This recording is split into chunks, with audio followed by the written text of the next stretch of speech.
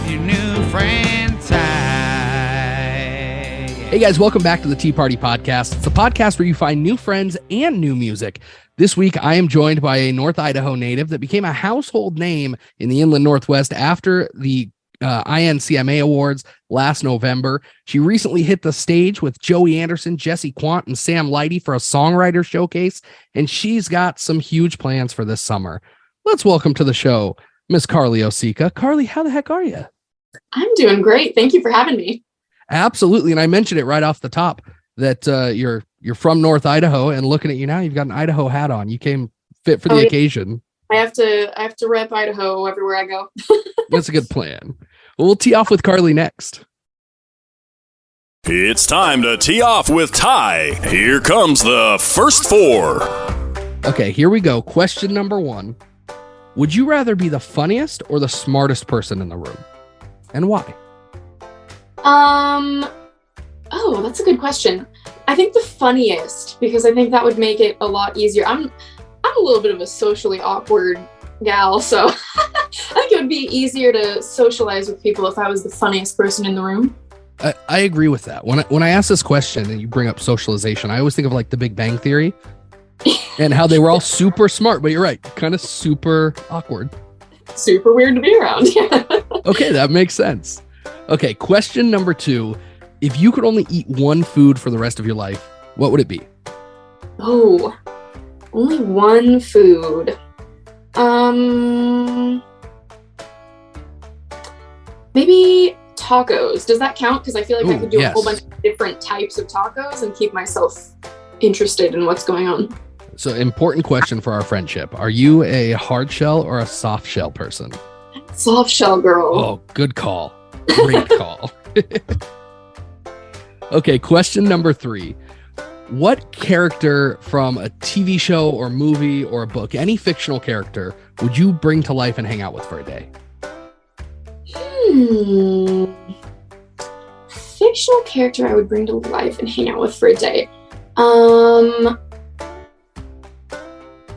my gosh, that's hard for me. I don't watch a ton of movies and TV right now, so I'm racking my brain trying to think of what I would do. We've been watching kids shows a lot. We've been watching the Avatar. I think that would be a good, like what's the first little Avatar guy's name? Aang. Maybe I'll do that. Okay. That sounds like a good day. Yeah. Sounds like it'd be fun. Yeah. Okay, last question of the first 4. If you could have an unlimited supply of anything other than money, alcohol, tacos, Pepsi, guitar strings, scotch tape, whatever it is, what would it be? An unlimited supply of anything other than money. Probably dog treats, dog food. Like my dog is trying to jump into my lap right now. I would save a lot of money if I didn't have to pay for all her stuff.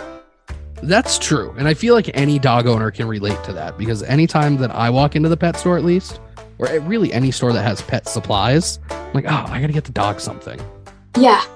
And like, you always want to buy kind of the cheaper dog food, but she could be on a luxury diet if I had an unlimited dog food. My parents make their dogs food every day. I wish I was one of those people. Right? Well, Carli, thank you so much. That was the first 4. Great to get to know you a little bit. But now let's really kind of dive in. Give us the quick rundown of growing up and tell us how you first got into music. I hear it has something to do with your uncle. So the way it's told to me, I always sang. Like from the time I figured out I could make any sound at all with my voice, I've always liked to sing. So that started really, really early. I was an early talker too. So I was like, a year and a half old, like walking around the grocery store singing Shania Twain. But guitar was largely inspired by my uncle. I'm sorry if you can hear my dog jumping on my lap in the background. The guitar I picked up in, I think, 2nd grade. And I had an uncle that I thought was just so cool that played guitar. And I think he was a large part of my inspiration for wanting to pick that up. So when you say that you picked up guitar, it was pretty early on. But how long, and this is such a weird question because you never really get good at guitar, but how long was it before you could play your own songs or play songs? Was it kind of about the same time, or did it take you a while to get into it? I don't think it took me I mean, any 8-year-old playing guitar doesn't sound like fantastic most of the time, but I think I was doing like, singing a song for the talent show where I was playing guitar by 3rd grade. I think I was able to kind of accompany myself by then. I still wouldn't say I'm good at guitar. That's what I feel like. It's hard to be good at guitar. Yeah, I'm very much like like a campfire guitarist kind of, I can play anything with chords, but as soon as you try to start doing any soloing or anything, I'm useless. So going from there, you kind of grew up playing guitar, and then after high school, you tried out for The Voice, right? You didn't quite make the show, but what was that experience like? Because you did get a call back. I did. So they, at that time, I don't know if this is how it works still, but you could submit like a video audition and skip the initial like waiting in line all day with 100,000 people. And so I did that. I submitted a video audition and got a call back to 2nd round auditions. And I went to Los Angeles by myself at 18, which was like a big, exciting thing for me to do. And I just remember like I didn't read all the paperwork until I was on the plane on my way there. I figured, I'll entertain myself by reading all the contracts and stuff. Yeah, as any 18-year-old would do. Right. Yeah. And I started thinking as I was reading it, like, oh my gosh, this contract is kind of scary. And I was kind of unsure about it. And I got there and I went in on the day of my audition, like not really having any idea what to expect. And if I remember right, it's like, it was in this weird, like kind of backstage looking area. I think there were 3 producers there. And I played like, I don't even know, maybe 30 seconds of my first song. And they asked to hear another one. And I played another 30 seconds and they were like, you're good. You sound like you play in a lot of coffee shops. Not really what we're looking for. Try again another time, And I was like, oh, well, that wasn't very exciting. But I don't know. I think I'm kind of glad that it didn't go farther than that. Because I think, now looking back, I don't think it would have really been my first choice of route to go. Was that something that you kind of decided right away that you were almost relieved that it didn't work out, or did it take a little while to get over that? I think I kind of had both feelings going on at the same time. I think for myself, I was a little bit relieved, but I wasn't very excited to like tell everybody else that knew I was going to try out for The Voice that it didn't happen. So I think it was a little bit of an anticlimactic moment for everybody else, but I want to say I felt kind of relieved right off the bat. I was a little bit like, like, what do they not see in me? Because I had a friend that auditioned at the same time that made it through another round or 2 of callbacks. And I was kind of going like, oh, like, what do they see in my friend that they don't see in me? But I think I got over it pretty quickly. So when you went to LA for this experience, was there anything else that you were able to, I guess, learn, or connections that you were able to make while you were there for this? I don't remember really doing anything else other than like touristy kind of stuff. Of course I had to go see like all the classic LA tourist spots, but I didn't really do any other like business related stuff while I was there. I think I was only there for a couple of days. I don't remember all that much about that trip, to be honest with you. Which sounds like that might be an okay thing. Yeah, I think based on the experience. Right. And I've been to LA a couple of times, and I kind of feel that way about both of my LA trips. Like I don't have like bad memories of it, but I don't have as much like it doesn't seem as magical to me as the first time I went to Nashville. Like Nashville really changed my mind about a lot of things. Well, what was that like? Your first time going to Nashville, because you spent a few years there kind of doing the working grind, trying to have a musical career there. But what was your first impression of Nashville I guess as a resident or as a visitor, and then as an artist? Yeah, so I traveled there as a visitor several times before I moved there. And it wasn't too long after that voice audition. I think maybe I was 19 or 20 the first time I went. And I remember the first thing I did when I got off the plane is I took an Uber to Belcourt Taps. So there was a songwriters round, and my buddy Dan Conrad, who used to play a lot of music in the Spokane area, he was down there at the same time. So we had kind of planned our trips to coincide with each other. And he was going to this writers round, which I'd never been to a songwriters round before. And I just remember going into this little, it's like a little dive bar, and there's these 4 songwriters playing around, and I was just like amazed. It was so cool to me. Like, all the songs were good, and I really didn't know any other songwriters at the time besides Dan. Like, I had done co-writes with him and nobody else, pretty much. I think I had written a couple with our buddy Casey Timmer at that time too. But yeah, it just was so cool to me. And I remember the whole week or 10 days that I was there just feeling super inspired. And I felt like everybody was so friendly and so supportive and encouraging, which is not really the vibe that I got in LA. I felt more like everything was kind of a competition there. And Nashville, I still feel like everybody, for the most part, is super supportive. And, you want to see your other writer and artist friends succeed. And it's just a really cool and inspiring environment. So I think that's kind of what I loved so much about being there. And it sounds like you just kind of fell in love right away, which I feel like most people do when they go to Nashville. But it's got to be, I guess, a different experience for somebody who is an artist and sees themselves potentially being on a stage like that versus somebody like me who just loves to go and watch people on the stage like that.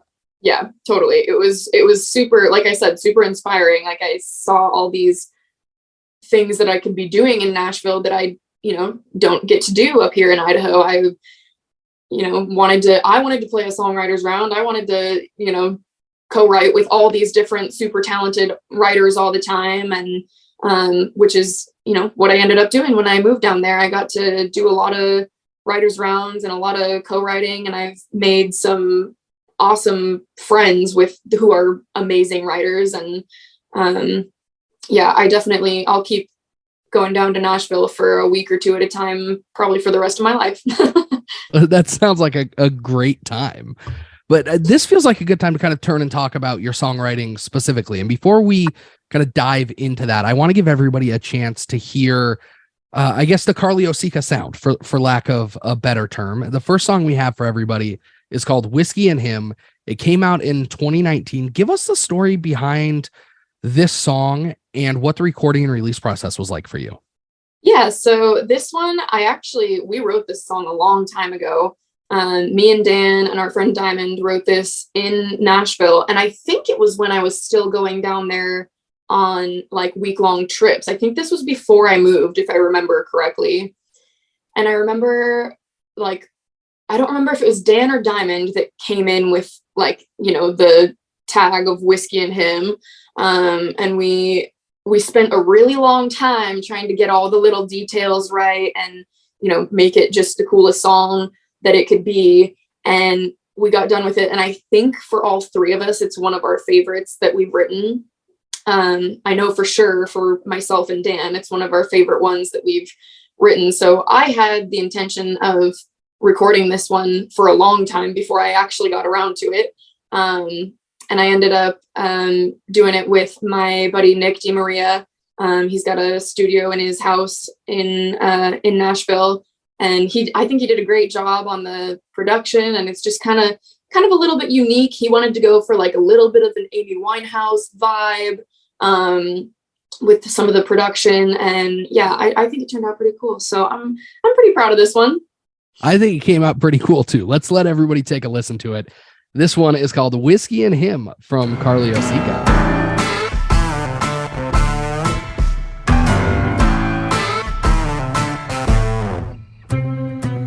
I don't drink whiskey, never liked the color blue, till his eyes said nice to meet you, and he ordered two.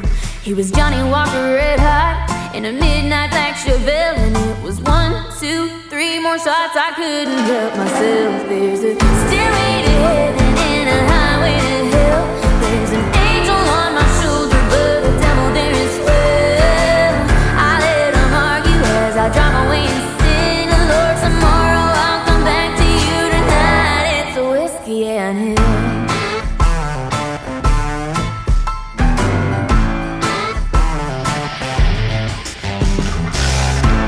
Smoke cigarettes, but they look good on his lips. And if I were to kiss and tell, I'd never mention him. I tried to fight it, but when he took aim, it was 4, 5, 6 more shots, and I'm the one to blame. There's a stairway to heaven and a highway to hell. There's an angel on my shoulder, but a devil there as well. I let them argue as I drive away and sin. Lord, tomorrow I'll come back to you.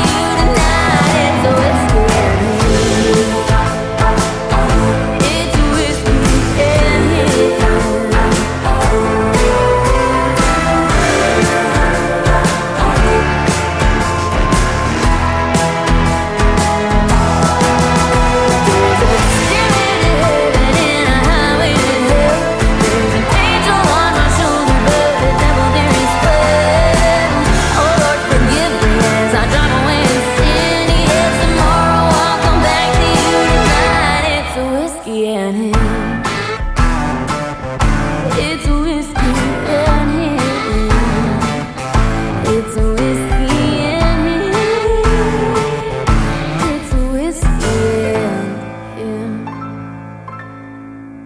And that one was called Whiskey and Him from today's guest, Carli Osika. And Carli, we talked about your songwriting a little bit and how you've kind of gotten experience with different songwriters in different areas, from North Idaho and some from LA and from Nashville. When you sit down to write with a group, you mentioned it a little bit. Is it a different vibe between, who you're writing with from, I guess, from different regions?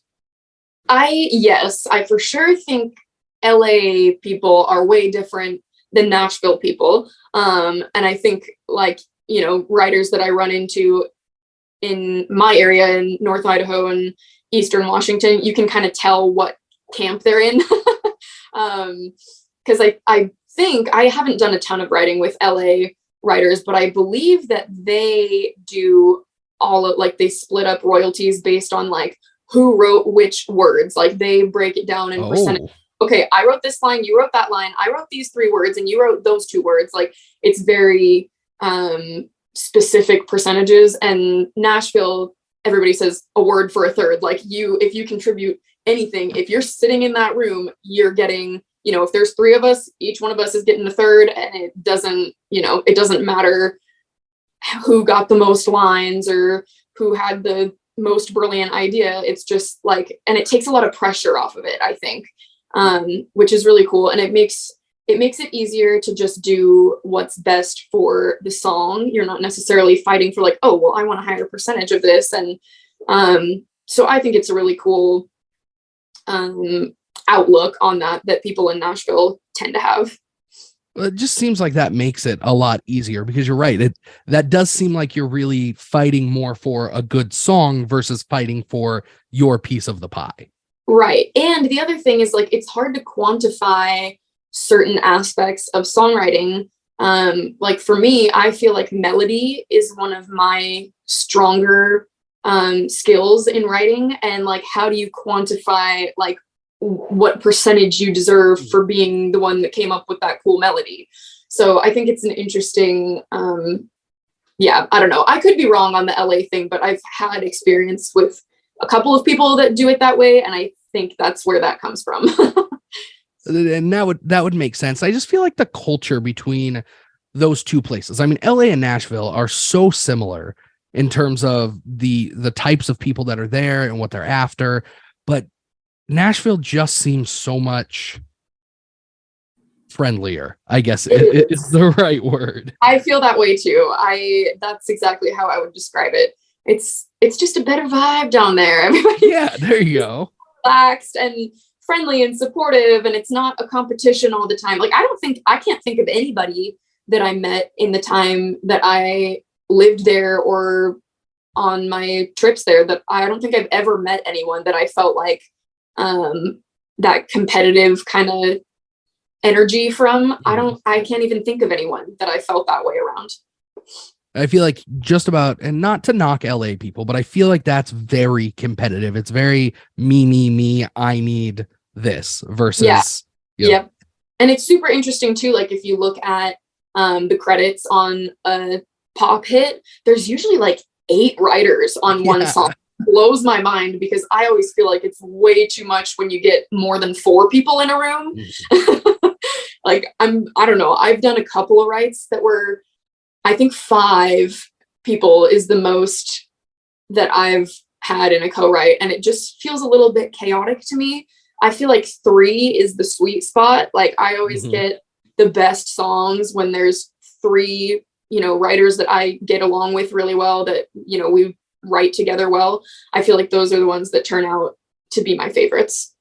Well, and when you're in a group like that, where you've got to co-write, when you sit down and I guess kind of start the session or start the song in the session, do you know if you're writing for yourself or for a specific artist, or are you guys just trying to come up with the best song possible and then it lives how it lives? It kind of depends. I've had a handful of writes where like one of the other writers in the room was sort of like up and coming or on the verge of, something kind of happening for them. And in that case, everybody kind of wants to write for that person. Just because, it's, it seems like you have the best chance of taking the song somewhere. So I have had a handful where we do it that way, but typically in my writes, we're just kind of trying to get the best song. And if it turns out to be something that, I would cut, great. And if not, then, we wrote a great song. I've only had a handful of like super personal song ideas where I was like, this song is for me to sing. Like it has to be right for me. Usually I'm willing to kind of just do whatever makes a great song. And from an artist perspective, obviously, if you're writing a song like that you're going to keep for yourself, that you're going to record that. But when it comes to, songs that are written by other people that you record, how do you make that decision if it's something that you want? Is it something that you have to feel a personal connection with, or you just like the song, or is there something else? I personally have never recorded a song that I didn't write on. I don't know how you, like, I think if I was going to, if I was going to do an album and I had like 7 really good songs and I needed 3 more or whatever to make the album the length that I wanted it to be, I think I would just look for like something that connects with me on a personal level. I do have my friends have written songs that I'm like, damn, I wish I wrote that song. And those are like the kinds of songs that I probably would want to cut if I was in that situation. That makes a lot of sense. And you talk about writing with your friends, especially around here. You were recently a part of something that was really cool that hasn't happened here in a while. It was a songwriter round with Joey Anderson, Jesse Quandt, and Sam Lighty. What was that experience like for you guys up on that stage? Because it looked like a blast. It was so fun. And especially for me, I haven't played a writer's round in a couple of years since I moved back up here. And I really love that like format of a show, having 3 or 4 writers up on stage and just kind of going down the line, each one of us sharing a song, talking a little bit, although the talking is not really my strong suit. I'm a lot better at singing than I am at talking. But yeah, I had an awesome time at that show, and we didn't draw as big of an audience as we hoped for, which I think is kind of to be expected because, like you said, we don't have events like that around here. So it was the first event of that kind that we've kind of tried to push out there. And the audience was super engaged, super responsive. Everybody had an awesome time. It was just really cool. It was really fun. Well, and it helps that the four of you are some of the bigger names in the Inland Northwest country scene. And we saw that, we kind of mentioned it a little bit, that you were nominated for 5 awards at the Inland Northwest Country Music Awards show last year. You ended up being named Best Solo Act. What does that mean for you kind of coming up and growing up in this area and then being recognized in that way by your peers and fans? It's really cool, especially because like I have, like I said, I'm kind of a socially awkward girl. I don't have like a huge base. A lot of other artists have like this huge base of like friends that will come to every show and will always go vote for them and, do whatever you got to do to push their stuff out there. And I've never felt like I really have that huge group of people that will like do whatever to support me like that. I've got like my family and my little circle of friends, but I have always kind of felt like I don't have as much potential to win, the crowd vote kind of awards like that. I always say, like it's really, it is about your talent, but it's also a little bit of a popularity contest. Like who has the most friends that'll get online and vote. And it was really cool to actually win something at an event like that, because I don't know, I just totally was not expecting to win anything. Well, and it was just it was a fun night, and there was so much buzz backstage about you particular. I don't know if you picked up on that, but there was a lot of people that I don't know if maybe they hadn't seen you in person before or hadn't heard you play out in town. But I was talking to a lot of people after the show, and just being there at the awards show kind of gave you some of that extra, we'll say, visibility. Do you feel like that kind of happened and helped you build momentum after that show? For sure. Yeah. I think I did notice, like I walked into the gym a couple days later and everybody, all the staff at my gym were like, "Oh my God, you're famous." They like saw me in the newspaper after, and they were like all super excited, so I've like, I've had a couple experiences like that where everybody is excited about what's going on with me. And I kind of felt like, my most recent release with Emotion Sickness, I felt like it went a little bit smoother than past releases have. I have a hell of a time getting people to stream music. I don't know what I'm doing wrong over here, but I'm not, the marketing and business aspect of the whole thing is clearly not my strong suit, but I definitely noticed I did get more streams on this release than I normally would in the first few weeks. And I feel like I'm building a little bit of momentum, and, of course, having Joey Anderson including me in all these events that he puts on is helping me a lot too. I bet. And then more recently, you were featured on a new segment on a local radio station here that's highlighting local artists and songwriters. And I think you were the first person that they highlighted there. What was that like? Yeah, that was super fun. I had never met TC before, but he was awesome. And it was really, great guy. It's really fun to, hear my song on the radio. I was really excited to be able to turn that on when it aired and hear the whole interview and hear my songs play on the radio. My mom had a great time hearing my songs on the radio. I bet. Yeah, it was really cool. And that's another thing that, came from a Joey Anderson connection. So he's done a lot to kind of help me get out there a little bit more. It's been really nice. And he's definitely a guy to stick close to around here. We had him on the show. He was great breaking it all down, but it's so hard to encapsulate how much he does behind the scenes here in the Northwest. For sure. He works really hard to put on events that, put a spotlight on original music from local artists. And there really hasn't been a ton of that before. I don't remember anybody doing events like that before I moved to Nashville. And since I've been back, it's been really cool to see kind of the stuff that he's been putting together. And you mentioned your new song, Emotional Sickness. We have that for everybody here. But before we play this, it's your newest single. Give us the story behind where this song came from. This song was like one of the easiest writes ever. I wrote this with two of my favorite people to write with, Stephen Hunley and Andy Wills. And we all got together, and it was Andy's idea, the phrase emotion sickness. He was like, I think it could be kind of cool to, like play off of the phrase motion sickness, but make it emotion sickness. And Stephen and I were kind of like, I don't know, it seems like it could turn out really cheesy if we don't do it just right, but let's try it.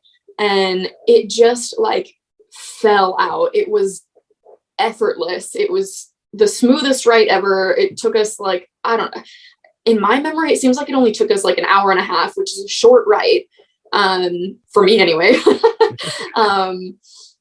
And we just kind of like, it wasn't a whole lot of like, could we say that line in a cooler way? What could we replace that with? It was just like, we were throwing lines out and they were just landing just right. And we wrote it, and all three of us were like, that's a cool song. And, even Stephen and Andy were like, you should cut that. And, when I got around to it with enough money to burn in my bank account, that's the one I picked. And I think it turned out really cool. Oh, definitely. And I feel like songs like that, when they come about that quickly, they typically turn out to be a pretty good song because it's just the rawness of what came out of you guys. That's how I feel that way about a lot of writes that I've had with those two guys. Like it's like therapy or something. Like we get together and we just, all three sensitive little artsy souls, we just kind of we mesh really well together. So it was a really awesome write. Here, let's let everybody take a listen to it. This one is brand new music from Carli, Osika. It's called Emotional Sickness.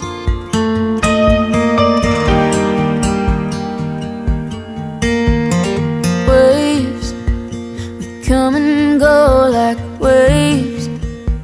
The weather's always changing. It's clear that it's raining, all the leaving staying. While my heart keeps aching, emotion, sickness, so close, then we're distant. The ebbs and flows, the highs and lows, holding on to records, trying to stay afloat. Are we ever gonna find that harbor light, or just pass each other like ships in the night, trying to figure out what it is and what it isn't? We're getting emotion sickness.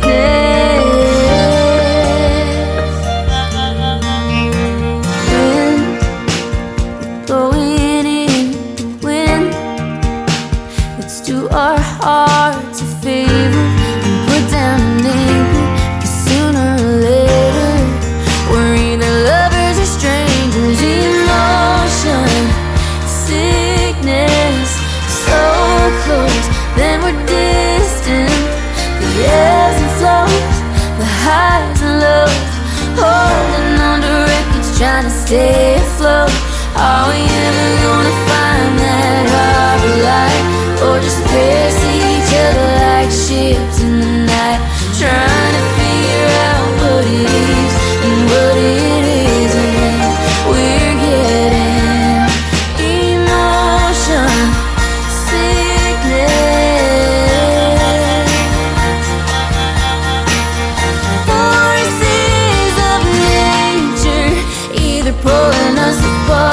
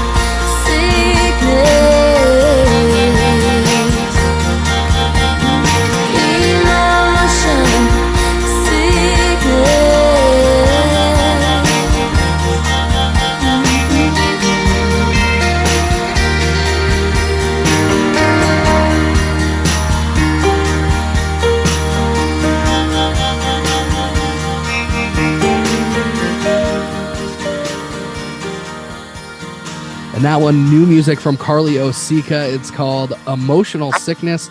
And Carli, your Instagram bio says that you are the owner of the world's best dog. And she's made a couple of appearances here on the video. And I feel like every dog owner kind of thinks that.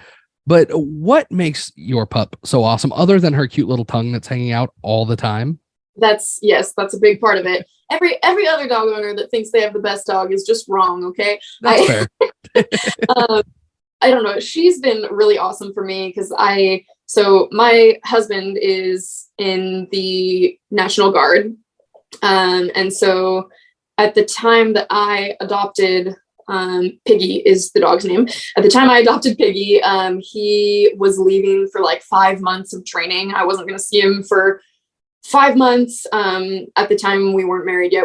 We were dating and we lived together, and, you know, he's getting ready to leave for 5 months. And I was like, I should get a dog. Like, I just, you know, I want like a friend to be around all the time. And she has so much personality. She's such a weird, quirky dog. And like you said, the tongue hanging out all the time. She's got a very spunky look to her. And she's just been like an awesome little companion. Like, if I want to lay on the couch all day, she wants to lay on the couch all day. And if I want to hike 10 miles, she wants to hike 10 miles. She's like the perfect little pet, perfect size. She's just been an awesome dog. And she's, you know, now we've been through that 5-month training I mentioned, and he went to ranger school for a little over 3 months, and he went on a year-long deployment. So she's been kind of my little emotional support buddy for a few years now.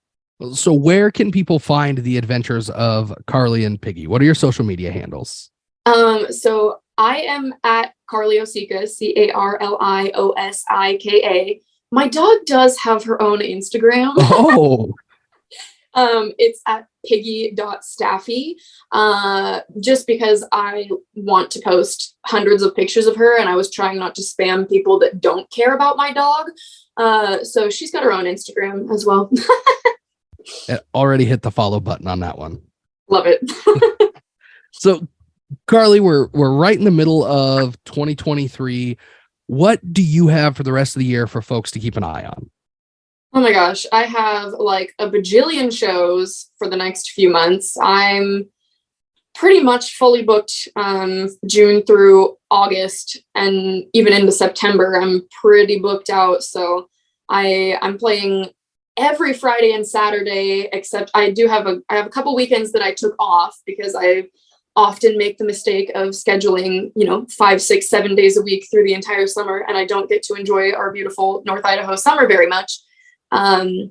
So I did schedule myself off 1 weekend a month, but outside of that, I'm playing every Friday, every Saturday, most Thursdays, most Sundays, handful of Wednesdays. I think I've got a Tuesday or two on the books. I mean, you can just see Keeping me yourself busy.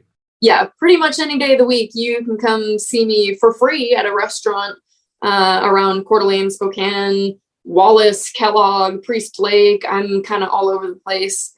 I think I've got a couple in Lewiston maybe coming up in September. So I'm kind of all over the general North Idaho, Eastern Washington area. So tons and tons of live shows. That's pretty much all I'm going to have time for, honestly. What's the best way for everybody to keep track of where you're at? I post my schedule on my Facebook page, which is just Carli Osika, and my Instagram as well. There's a story highlight at the top of my page that says live music, and I keep like the monthly and weekly schedules in there. I try to add it as a post to my main feed also. So I keep that updated, Facebook and Instagram. Nice and easy. I like it. Well, Carli, thank you so much for jumping on here. It's been such a great time, and I can't wait to do it again. And we're definitely going to bring the Tea Party crew out to at least a few shows this summer. But before we let you go, we end every show the same way, sort of the same way we started it. It's called the Final Four. Are you up for it? I'm ready. It's time for the Final Four. Okay, here we go. Question number 1. What is your favorite guitar brand or style?